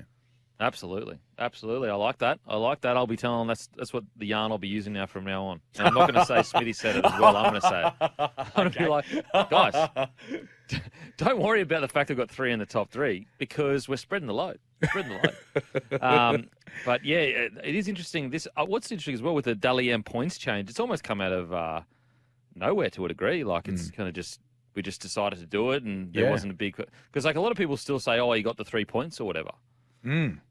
Yeah, that's right. Yeah. And what was the reason for it? I'm not sure. I've got no idea. But I didn't want to get to it, Smithy. I didn't want to get to it because, well, Tommy's done this because he's trying to put us on show. Okay. He is a Roosters fan, I guess. Yep. Pre-season predictions. Yes. We both tipped a couple of players. Okay, who's yours? Can we go yours first? Yeah, I'll go mine. No, I'm joking. I thought Scotty Drinkwater. Yeah. I thought Scotty Drinkwater was a schmucky to win. Mm-hmm. And you thought... Harry Grant. Oh, oh, wow. How dare you? Oh, wow. No, listen. No, I'll be honest, because our listeners, they listen closely every show, so I know they're fully aware of this. And I was tipping him more of a bit of a schmokey, right? Yeah. Josh Hodgson. Yeah. And I thought, mate, I'm loving my selection after the first couple of rounds. Yeah. He played strongly. But he's been a little bit quieter over the last few weeks. And a little bit being said about the number 9 position at Parramatta and what's best for them, who should be playing there. Now are they ruining the decision to allow Reid Marnie to leave? It wasn't like they didn't want him. They certainly offered him a contract, but they couldn't match the offer that was made by the Bulldogs, so he moved on. But yeah, Hodjo was my early pick. Come on, boys. Boys. Yeah, we've got to be better, I think. I mean, Scotty Drinkwater, he is playing some pretty good footy. I thought he was their best player on the weekend, if I'm being honest. Yeah. But he obviously had a couple of weeks out due to suspension. Now, let's make some predictions now. I know it's easy because there's already... Yeah, okay. I would Payne Haas be the first front rower ever to win it if he does? Ooh. I think he would. Yeah, possibly. So I am going to go for a Payne Haas Dally M win. Ah, yeah. Yep. Yeah, no, I can't argue with that, really. People listening are like, what the hell? He's already on top. Of course, that's an easy pick. Yeah. Yeah, you've But- really gone out on the limb there, Kempy. Far out. 20. Hey, I'm gonna go. Well, he's a half roughie. He's not a full thing out wide here, but I'm gonna go Dylan Edwards. Dylan Edwards, I like that. Yeah, I busy, like that. Yeah. plenty of touches. Yep. And Lots, also, he's lots he's of getting running the hype. meters. Yeah, lots of running meters. A lot of talk around him at the moment. You Yeah. know his team's going to be very competitive. They're going to win more games than they lose. Yeah. Excuse me. Yeah, I think maybe Dylan Edwards. Yeah, I like that. I like that shout. Now, Tamalolo is the only forward who is not a hooker to win the Dally M. Yeah. He won in 2016 with Cooper. So hopefully yeah, Payne Haas, the big fella, can keep doing what he's doing because, wow, it's impressive. Seriously impressive. Is there any other smokies that could come out of nowhere? I don't think know. I think, well, it's tough because it's not like other years where you got the 6 points. Like, so you could, if you get like 2 6-point games, that's 12 points. I mean, Yeah. that's half of what Payne Haas has, Yeah, pretty much. that's 23. right. Yeah. If you go on say you went on a run like a Jared Hayne way back in 2009. Like Joey 2005. Where they put together, say, 6-7 games of best on grounds consecutively. You would absolutely smash it in. Yeah. You would absolutely smash it in. So that's why I don't mind like that Payne Haas theory of the big fella picking up, the Dally M is because, the great form that the Broncos are in. If they continue winning, you know that he's going to be, a heavy contributor to that match or to that victory. So if he stays fit, there's a possibility of him picking up points every single game that they win. Yeah, agreed. We're going to head to a break, and after the break, we're going to get to our rising stars thanks to Bailey Ladder. Welcome back to the Captain's Run with Cameron Smith. Now, just want to put the word out, still looking for the Bailey Ladder that was removed from Smitty's studio, so hopefully we get that returned soon. Someone, Someone please. surely bring it back. Like, Tom? can't get anything done around the joint. Tom? Something, Tom? Tommy, you No, know what? no. Not reliable. He brings schnitz every 2 years, and he reckons they love us. No, we love Schnitz, though. They love us. We Well love done. Tommy as well. We love Tommy as we well. do. Time Deep to down, see, deep down. very deep down. Time to see which young players are climbing up the Bailey Ladder. Workside trusted for over 60 years. Smithy, what we got? Young fellas, they perform well again across the weekend. Kempy, Declan Casey from the Bulldogs, playing against the Sharks, of course. I know they had a loss, but young man, 23 years of age. He had a try, one line break, and ran for 70 metres. A lot of young guys getting opportunities at the moment, particularly the Bulldogs with the injury crisis that they've got. So well done to Declan. Second one goes to, this young fellow, he was on debut at fullback for the Tigers, Jareem Bueller. 21 years of age. He ran for 177 metres, had one offload and 5 tackle breaks. He was he come up with a couple of errors, but I'll tell you what, he really took the game on. Playing against the Manly side, who was full of confidence coming off that strong victory against Melbourne Storm. I thought he had some nice touches. Took one out of the in-goal, beat a few players to get out of the in-goal. Tough run by the young fella. Thought it really impressive. Great debut. And my third and final nomination is Isaiah Katoa from the Dolphins. He's just playing so good at the moment. So good. A lot of eyebrows were raised at the start of the year. Round 1, the young fella got the nod in front of Milford to play in the halves for the Dolphins. On the weekend, though, he orchestrated the comeback. Big reason why they were able to beat the Titans in the end. Still only 19, 1 try assist, 2 tackle breaks, ran for 90 metres and had 2 forced dropouts, Kempy. Young man playing really well at the moment. Oh, mate. And I think it's not getting noticed because, okay, let's a perfect example. Sam Walker comes into the comp and he is just electrifying. Try assist here, try assist there, on the front page of every paper in existence. But I think people are underestimating the learning that Katoa is going through right now it is invaluable because he's not walking into a premiership threat side. He's walking into a side that was decimated by injury, missing a bunch of players. So he is learning the hardest way possible to get the job done at only 19 years of age. I just think that you can't put a price on how much he would be learning right now as a footy player at just 19 years of age. Yeah, and he's fortunate in a way because he's got some experienced guys around him, a lot of experience. So there's no doubt that they'll be guiding him through, the week-to-week rigours of NRL. And who better to have at the top than Wayne Bennett, a guy that's coached, what's he coached, about 5,000 NRL matches? It's crazy. Yeah. So, he's seen young men come into the game, have their challenges when they're trying to stay up week to week in a competition that requires high standards every game you play. So he knows exactly what they're going through. But what he does, he instills confidence in them to go out and be at their very best. You listen to any Dolphins player talk about Wayne, whether it's before a game, after a game, midweek, whatever it is. They all talk about the confidence that he instills and the belief that he instills in everyone. So that's why Isaiah Katoa is playing so well at the moment, and good on him. It's fantastic. I was fortunate enough to have a chat with him at the Dolphins season launch. Yes. And genuinely, sometimes you get these young superstars coming out of school, and look, they're not bad people, but they're a little bit cocky, a little bit confident. And as a player that, has been in quite a few preseasons, you can kind of notice, look, he may take an extra year or two to realise that this cocky confidence, it's coming from a place of you used to be the big fish with other, in your area, but you don't actually realise you're stepping into everyone's a big fish in your squad. Yes. Whereas talking to Katoa, he was so humble and appreciative of the opportunity. He was genuinely a kid that he's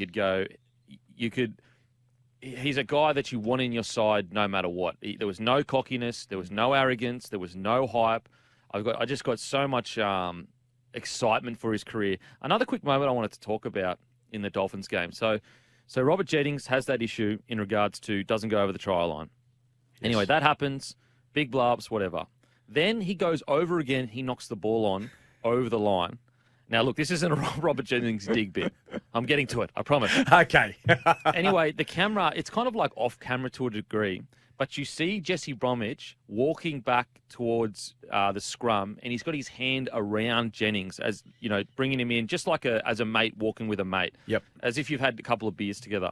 And I just thought that is... he's not getting the credit he deserves, Jesse Bromwich, for leading this team in such a smart way, because a lot of other captains would have been absolutely into Jennings, but he realised Jennings needed an arm around his shoulder to just get him confident, get him happy again, and then what do you know? He scores a try. If it's happening in sport, SEN will be there. NRL, State of Origin, Test Cricket, Big Bash, AFL, A-League, NFL, racing and more. 1170 SEN, Sydney's home of sport.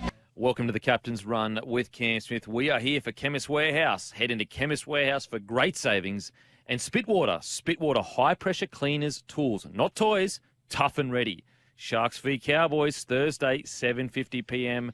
Shark team used no changes. Cowboys team used no changes. We've also got a text here. Can the Cowboys make the 8? What do you reckon, Smithy? Well, if they start playing the football that we know they can play, Kempy, I think they'll make the 8. There's no doubt about that. They got a bit of room to catch up though. They haven't helped themselves at all over the last month. But I think they've been far from their best. They're going to have to do it without Taumalolo. He's out for another few weeks. But this is a huge game. This one, taking on the Sharks down in Sydney. And another point I want to make: they're actually the two teams they're playing. So the best player of judged on the field will be receiving the Paul Green medal, of course, in memory of Paul Green, who was a part of both of these clubs and was the first and only premiership coach of the Cowboys. So a lot to play for. On top of the 2 points, to be the inaugural winner of the Paul Green medal would be pretty special for one of these players. Sharkies just so hard to beat at home. I just feel as though they're a different team at home, and they're starting to build into their season. I think what we've seen over the last couple of games, I've been more impressed with their last fortnight. Defence has started to improve a bit more as well. And, the big players are just playing well. Nico Hines, of course, he's in great form. A lot of talk around him at the moment, whether he should be playing State of Origin. So I think with him playing well, the Sharks team, their defence has improved. I think they'll beat the Cowboys. Mate, this is a tough one. I'm with you, but I'm looking at the odds here. I'm with you, but I'm not. Well, the Cowboys are paying $4. Yeah, that's in a 2-horse race. Mate. That's big. They went down there and stole a couple of points off, well, not points, a prelim berth. Yes. Last year. That's right. Ooh, I'm not sure. Look, in regards to if you just get the punting out of it, I think the Sharks get the job done. With the Cowboys, that last 2 minutes, I want to see that for 80 minutes. Yeah. The last 2 minutes of that game where they were under the pump, they just kept turning up for each other constantly just repeated effort after repeated effort. They just basically said, we refuse to lose. We refuse to lose. If they can take that mindset, spread it across the 80 minutes. I know they're without Jason Taumalolo. I know they're struggling with injury. But if you're going to beat the Sharkies, if you want to get them into a grind, because unfortunately, on an attacking front, you're not going to out-attack the Sharks at the moment. No. They are way too silky. Yeah. So if I'm the Cowboys, I am trying to upset everything. You know what? I want to do what the Raiders did to the Broncos a few weeks ago. Yeah. That's what I'll be doing. Yeah, just get in and get under their skin, make them uncomfortable. Like you can't allow the Sharks when they're in a good mood to dictate terms. You've got to get in there and really ruffle their feathers a little bit. I still don't know what's happened to the Cowboys, their defense. It's just it's a shadow of their 2022 defensive performances. It's like it's gone out the window. Like the other night, okay, so they're able to scramble and get a late try against Newcastle, who have been much improved over the last 2 to 3 weeks. But they come up with 47 missed tackles, the Cowboys, compared to Newcastle's sort of 20-odd, 23, 25. And the Knights only completed Kempy at 67%. I know. So the Cowboys are, they did a pretty good job with their ball control the other night. They were over 80%, but to only just get past the Knights where they didn't control the football, that's a concerning thing. Whereas defense is certainly their issue at the moment. I think attack they can get going pretty easily. Like they just need a couple of things to go their way, find their groove again. Big player back like Taumalolo, but their defense is a whole team thing. It's not sorry. It starts as an individual thing, but it's like their team defensive systems just aren't working compared to last year where they were so good.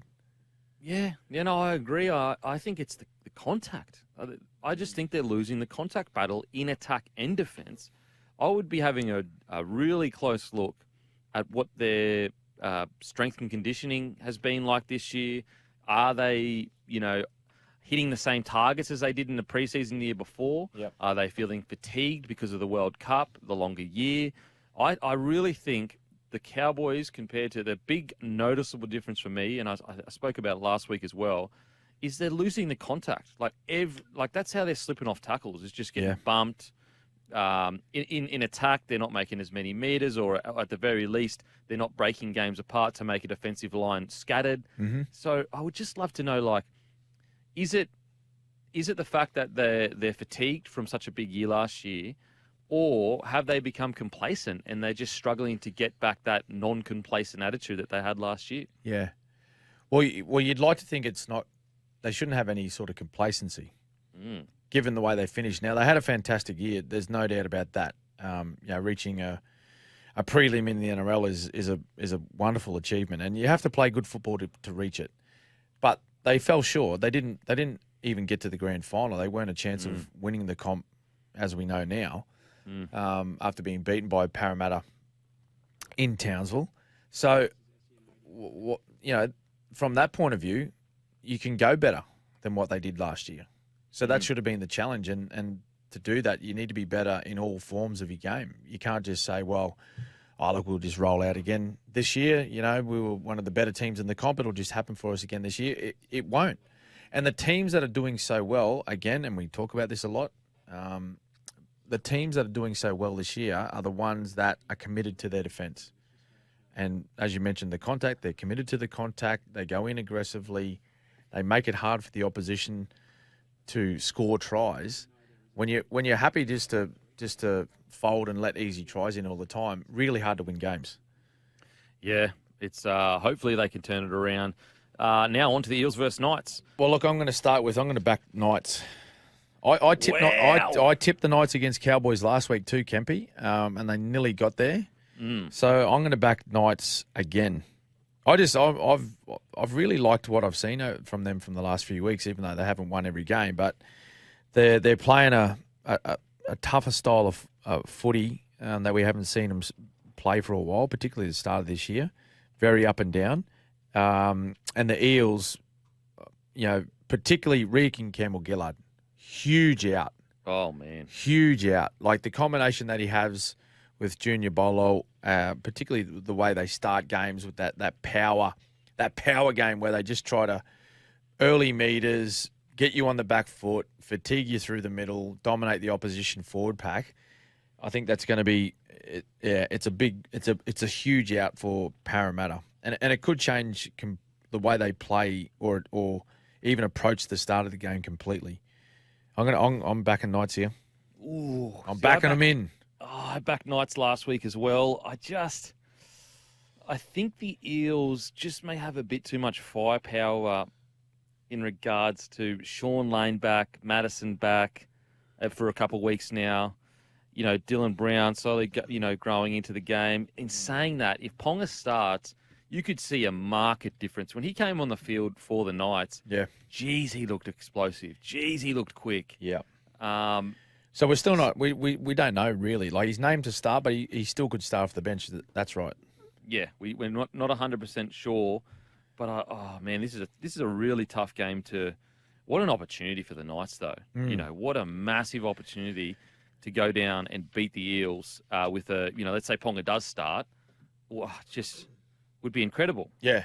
And I think the way they look at it, the Knights, and look at last week is, hey, boys, let's go down there.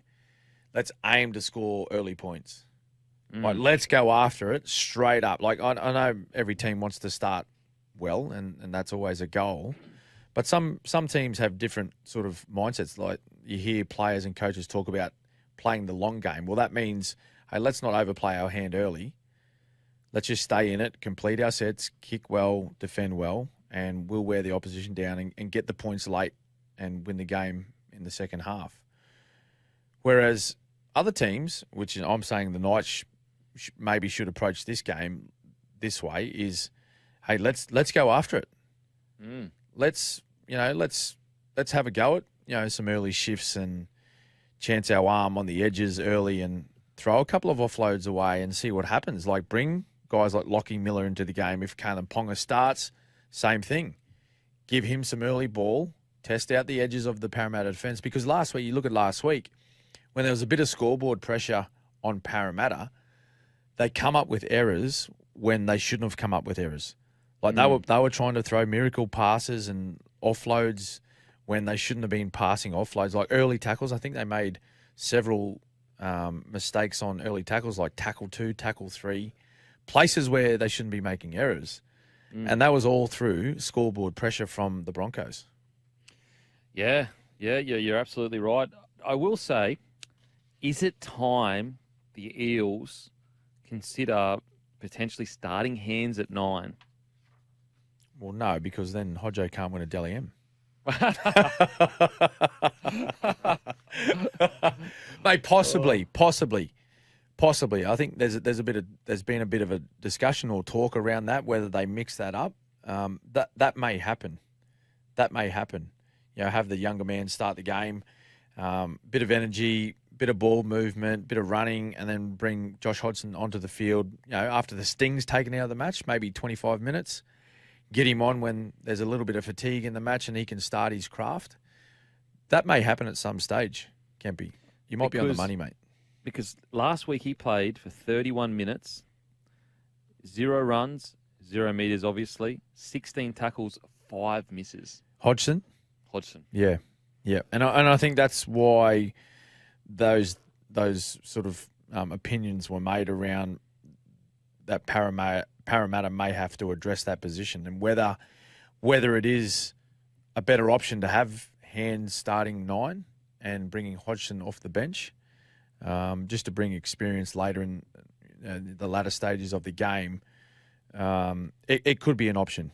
I wouldn't be surprised if Brad Arthur actually has a little bit of a play with that ploy. All right, we're going to head to a break. After the break, we've got plenty of more footy to preview. Welcome back to the Captain's Run with Cameron Smith. Now let's get into our game of the round. Thanks to Suncorp, building a more resilient Queensland, and that's the Suncorp spirit. We've got the Broncos v. the Rabbitohs, Friday 8 p.m, Suncorp Stadium. Corey Oates, Mam, Haas, all out. Mam, Haas being out, absolute joke, but whatever. Jesse Arthurs comes onto the wing. Jock Madden starts at 5'8". Keenan Palacia replaces Haas. Rabbitohs, Tavita Totola returns. Hame Saleh goes to the bench. Saluka Fafita is 18th man. What do you reckon, Smithy? Yeah, look, this has been cruelled, I believe. It may well still be a blockbuster. Well, it still is. But it could have been so much more if Payne Haas and Ezra Mam and Corey Oates, poor Corey Oates, he's just come back from a broken jaw. Now he's got a knee issue. He's out for a month. But without Mam and Haas, it's going to make it so much more difficult for the Broncos. Not saying they can't win it. I am leaning towards the Rabbitohs, though, given that those players won't be playing, Kempy. I'm with you, mate. I believe they should be playing, but they're not. They took the early pleas, a match each, so they'll sit out. Rabbitohs, they're still not...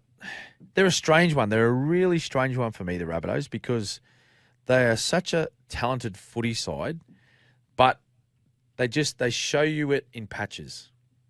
They don't come out and absolutely dominate sides for a full 80 minutes. Like they'll go on a bit of a run for 15 minutes and then they're happy just to almost sort of go to sleep, if you will. And then they explode again, and then they go to sleep, and then they explode again. I'd love to see them just come out from the opening whistle and just go bang, bang. We're on. Cody taking the line on. Latrell taking, tough carries off his own line, early tackles. We know what the forward pack can do. Cam Murray, of course, he plays his backside off every week. But I'd just love to see it all just click for the Rabbits, just so we can see like a complete 80-minute performance from them. Because what we are seeing in patches is like this is a team that, if it all comes together, they really could put a big dent in this competition. For Broncos, I'd look at this as a huge challenge for them. Righto, boys. Hey, we're sitting top of the ladder. We're playing at home in front of our home fans. Going to be a big crowd. Friday night.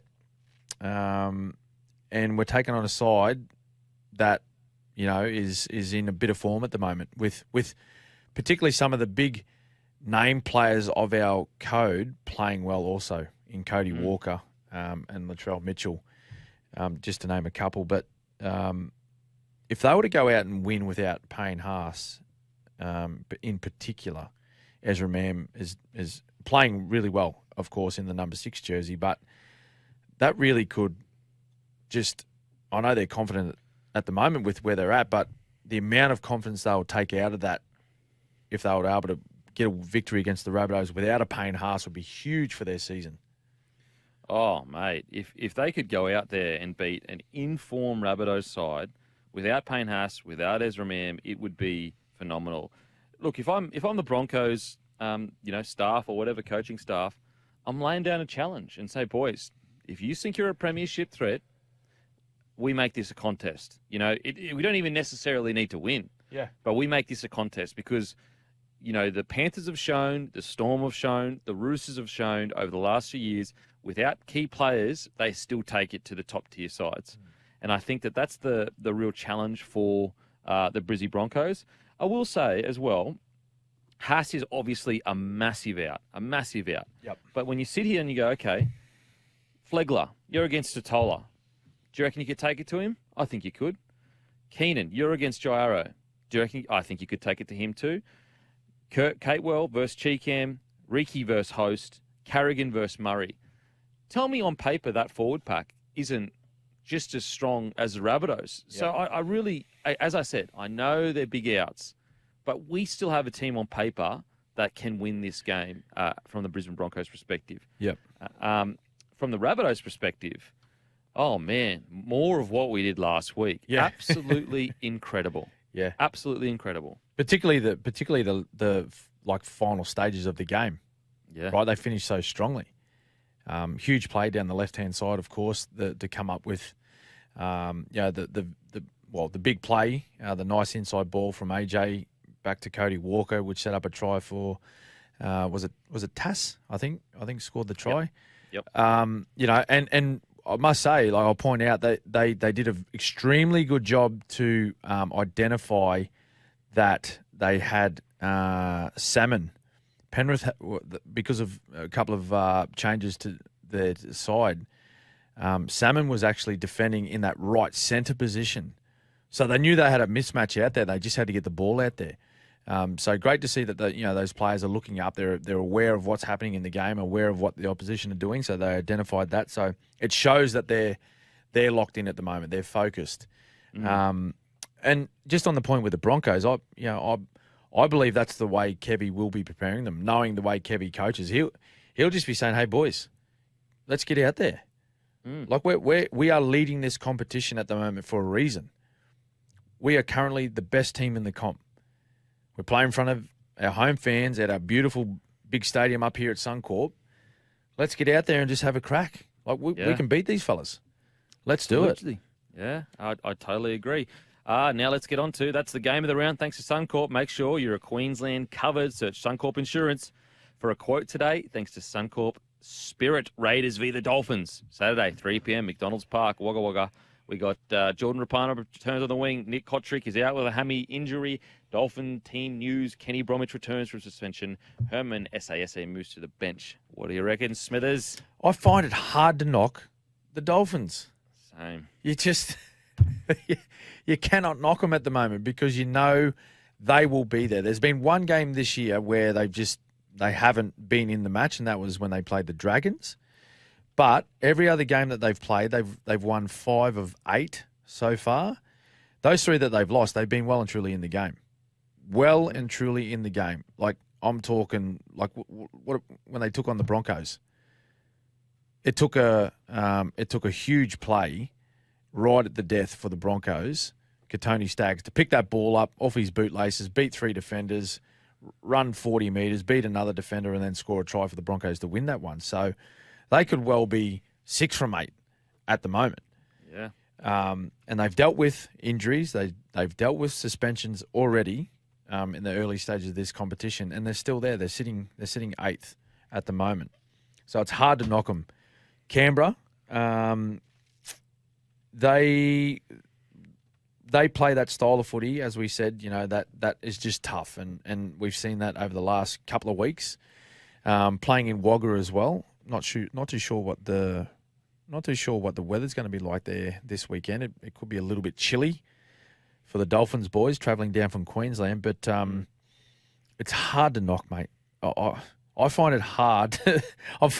And thinking about saying this about the Dolphins, where compared to where we were all in the preseason, looking at their squad and whatnot, you'd think you're a bit mad, sort of backing the Dolphins now, but they'll be there. They'll be right in the thick of it at the end.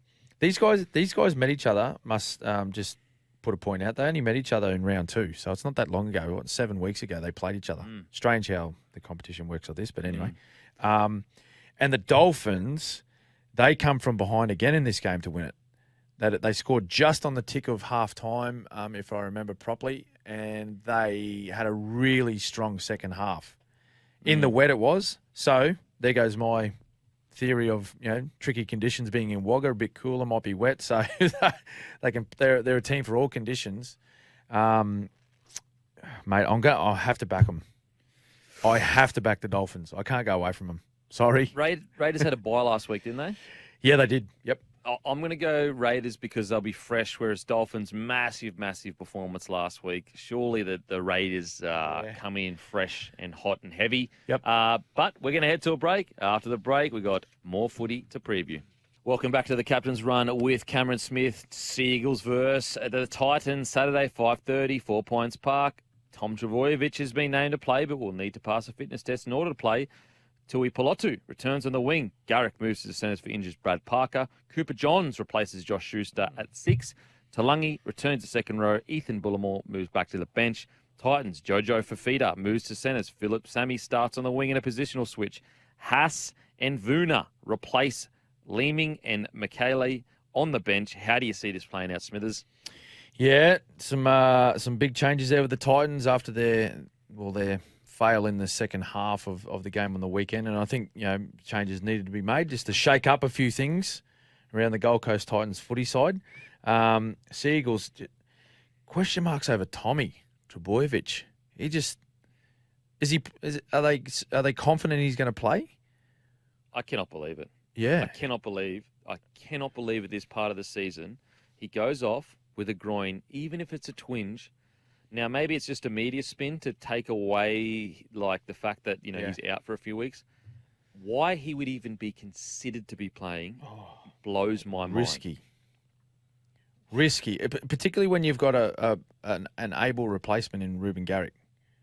Ruben Garrick, he's moving to the, it's saying he's moving to the centres, but, it might be a bit of smoke and mirrors, but that's a risky play. That's a risky play. They're second on the table, mate. Yeah. What? Yeah. What are we doing? When you got such an important part of your outfit, with knowing his history of injuries, mate, if there's any doubt whatsoever, treat him like a thoroughbred. 100%. Any signs of lameness, I'm using horse terms, lameness. Any lameness, scratch him. Mate, you got KO Weeks. He's a gun fullback. Put him back there, give him a crack. It was only 2 weeks ago Tom Trbojevic could barely run because of back spasms. Yeah. Yep. I am absolutely mind blown that there isn't a strong enough call, because Tommy would want to play. Of course he wants to play. You're talking about Tom Trbojevic here. Well, every player wants to play every game. Yeah.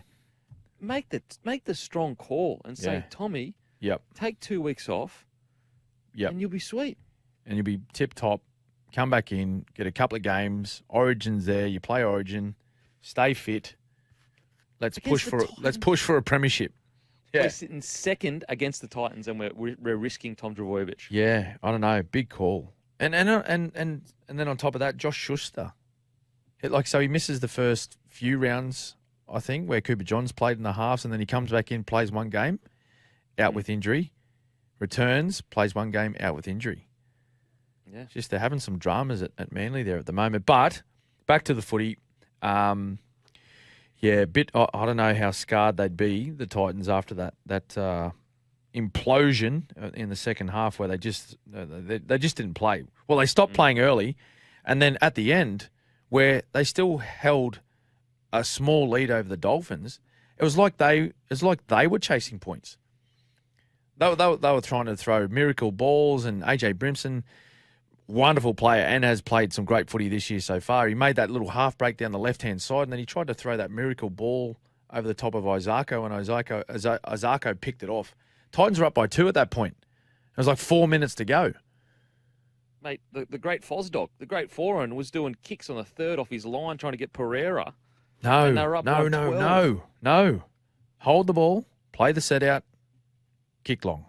Mate, I've always, and you can, obviously you've got a way better insight into this, but I've always felt, and we were always taught, you don't attack your way out of momentum shifts. You defend your way out of momentum shifts.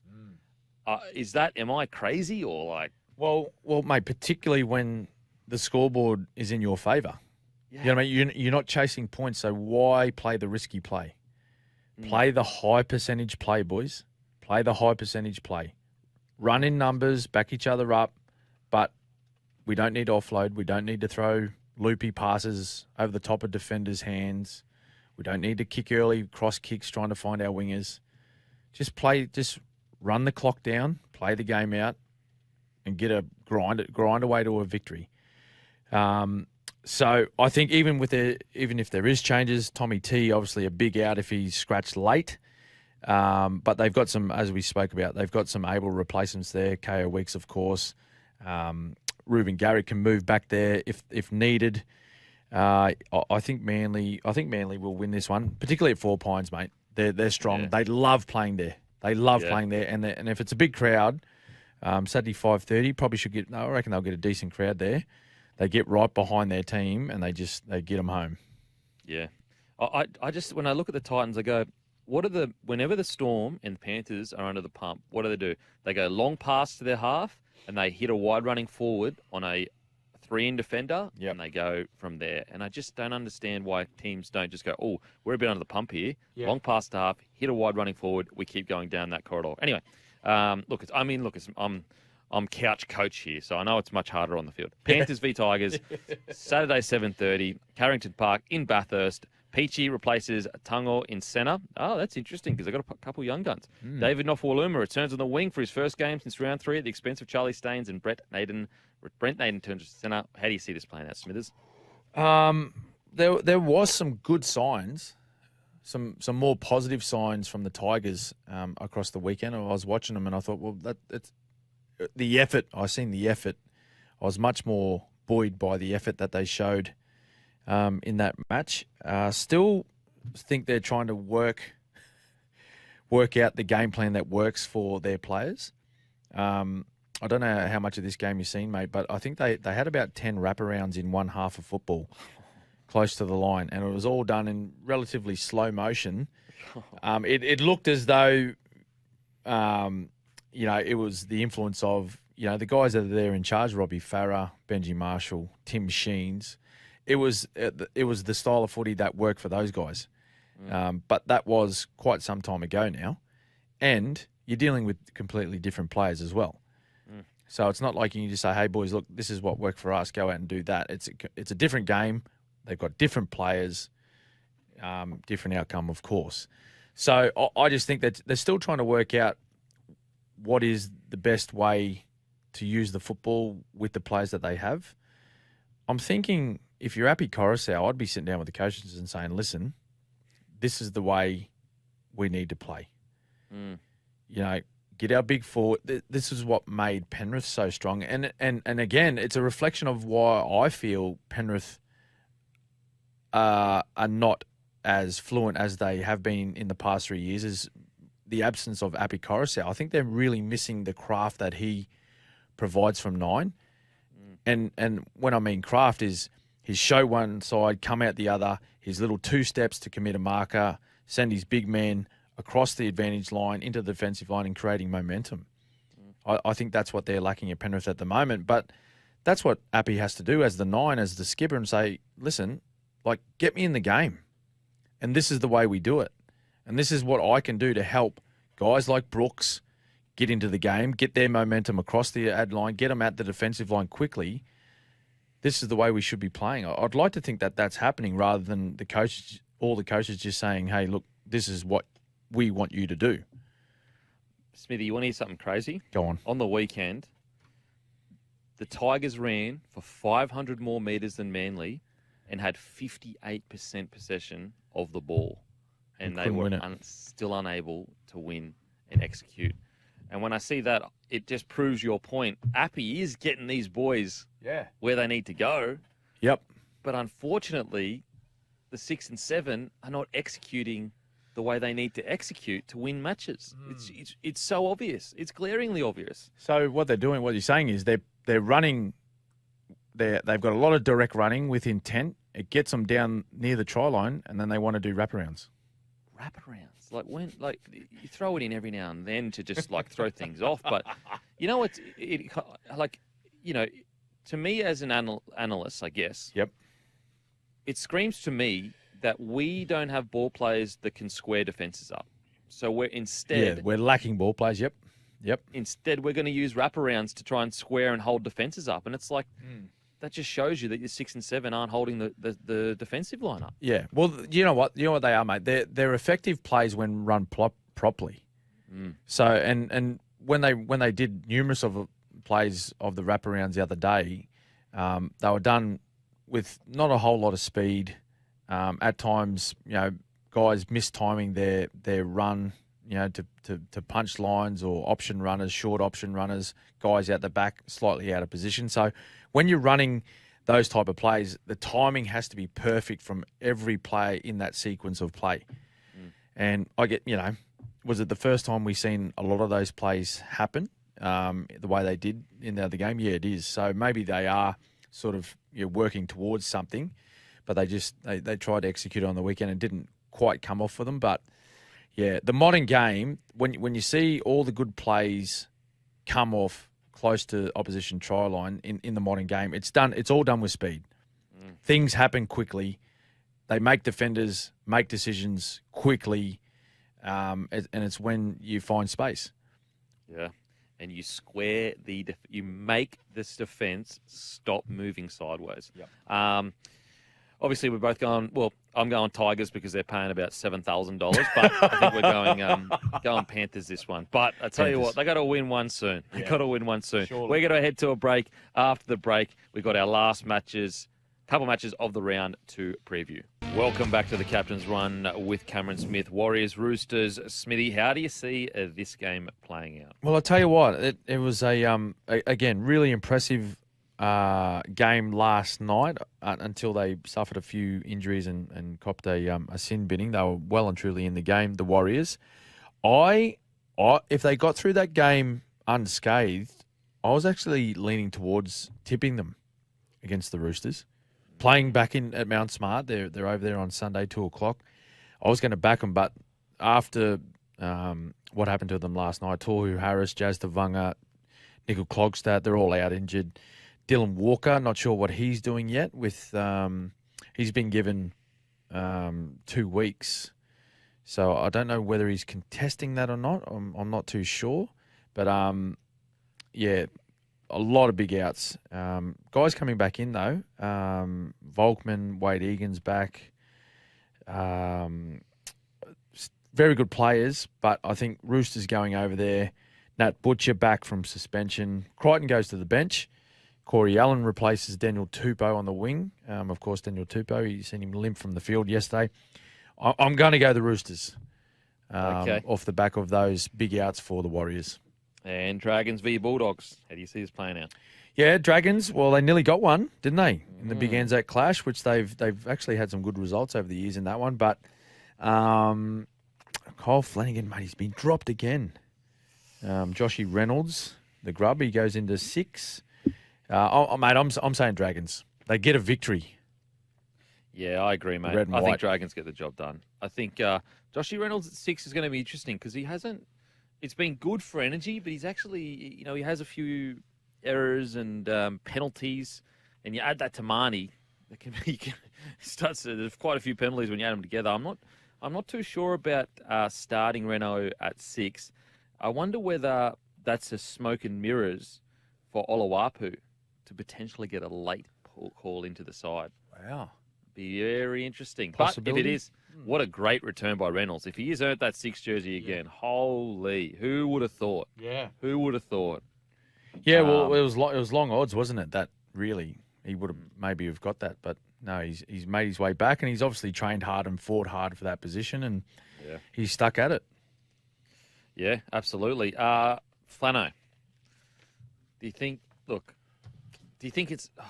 I know it sounds disrespectful, but I'm not trying to be disrespectful. Is it time he goes to Super League to get a bit of confidence back? Does he try and fight his way back in? Well, I just don't know. Well, you mentioned that maybe start of the year. I think you may have tossed that up about Kyle Flanagan sort of going over there and building a bit of confidence like we've seen a lot of halves do over the years. I know having played a fair bit of football with Blake Green, he did that because he had stints with the Bulldogs and Parramatta, I believe, and then he said, "No, I'm going to go over to Super League. You know, try and work out my game over there." Played for, I think, Hull, and he played for where did he win his premiership, Blake Green? I think, was it Hull? But Wighton. I think Wighton. He won a premiership and a Challenge Cup possibly with them, and so come back a completely different player, very confident. So it might do in the world of good, mate. And also, Hastings as well has gone back and he's played some really, really good footy. We're going to head to a break. After the break, we're going to pick our sure things that are not so sure. Welcome back to the Captain's Run with Cam Smith. Let's now share our sure thing for Sure Hire, the temporary work experts, surehire.com.au. Schmitty, who's your sure thing, mate? Righto, sure thing this week. I am going to go the mighty Newcastle Knights against Para. Mate, my sure thing is the Eels versus No. the Knights. No way. Yes, someone's getting the chockies, baby. Is this the first? This is the first ever. This is the first, Sure absolutely. things. Head to head. The battle of the sure thing. Come on, boys. Fire up. Let's go, Eels. Fire up for the sure Come thing. on. It's the Sure Thing Cup. Mitchell Moses, do something. Something. Oh, let's go. That is us done and dusted for another episode. Make sure to give us a follow on Instagram and also on Twitter. We've also got a TikTok. Download the SEN app. Subscribe to our on any good podcasting service. And Sure Hire, Australia's most complete shoring, propping, traffic product range. Call 1300 Sure Hire. We will see you next week. See you next week.